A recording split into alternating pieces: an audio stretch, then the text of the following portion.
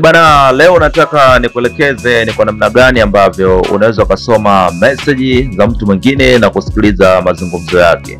Hili ni moja ya jambo ambalo watu wengi sana wamekuwa wakijaribu kulifanya lakini wamekuwa wakishindwa. Sasa leo nataka nikuelekeze njia nzuri ambayo unaweza kufanikisha hili jambo na kujikuta kwamba ukawa mjanja na ukatatua matatizo yako katika mahusiano yako. Pengine unataka kumchunguza mfanyakazi wako, lakini nataka nitoe angalizo pale ambapo nitakufundisha utagundua madudu ambayo amekuwa akiyafanya mpenzi wako. Sitaki uje kunilalamikia na kuniambia kwamba Mr. IT umenichonganisha mimi na mpenzi wangu, kwa sababu hilo ni jambo ambalo litakuwa liko nje ya uwezo wangu. Sitaweza kukusaidia. Jambo ambalo mimi nitakusaidia ni kukuwezesha tu wewe uweze kuangalia mtu mwingine amekuwa akizungumza na nani, amekuwa akichat na nani pasipo kushika simu yake. Sasa umekuwa ukiziona hizo kodi kuna screen.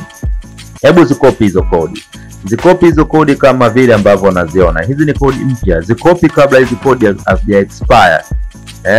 Zikopi hizo kodi kabla hazija expire. Ukishazikopi hizo kodi, basi kuna namna ambapo unatakiwa uweze kuchanganya namba yako na namba ya mtu ambaye unataka uone taarifa zake, ili uweze kushuhudia sasa kila kitu ambacho kimekuwa kikifanywa kwenye simu ya mtu mwingine pasipo kushika simu yake. Sasa namna ya kuchanganya namba, utanipigia, utaniambia tu Mr. IT, hebu nielekeza vizuri namna gani ambavyo naweza nikachanganya namba na nikapata kodi moja ambayo nikiitumia naweza nikapata mawasiliano na mtu mwingine. Basi mimi nitakuhoji maswali machache tu, nitakusaidia hiyo